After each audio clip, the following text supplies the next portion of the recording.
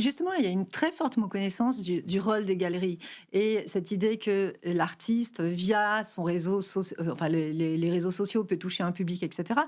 Bien sûr qu'il peut arriver à toucher un public éventuellement il peut arriver à toucher des collectionneurs, mais c'est très court-termiste. C'est-à-dire que le rôle de la galerie, c'est de construire la carrière de l'artiste. Et pour construire la carrière de l'artiste, il faut travailler aussi auprès des institutions, obtenir des expositions, faire ce que j'appelle des tout petits événements historiques qui, peu à peu, font rentrer le nom de l'artiste dans l'histoire de l'art.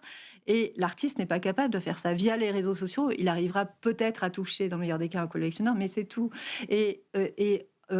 Ça sera un artiste qu'on appelle purement commercial à ce moment-là. Oui, C'est-à-dire c'est que, ça. certes, il peut avoir un succès, certes, il peut avoir un certain chiffre d'affaires, mais il sera nécessaire, dans un second temps, alors est-ce que ce sera dans 10 ans, dans 20 ans ou jamais, que des historiens de l'art retrouvent ces œuvres auprès de collectionneurs, écrivent une histoire, fassent rentrer des œuvres dans les musées, etc. Et c'est à ce moment-là qu'il aura vraiment une réputation, une légitimité. Sinon, il sera juste auprès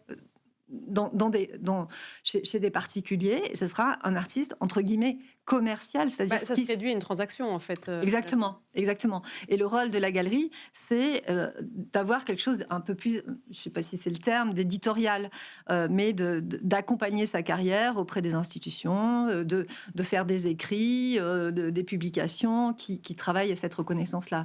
Et très souvent, on omet de voir ce rôle du galeriste, qui est pourtant un rôle qui est central.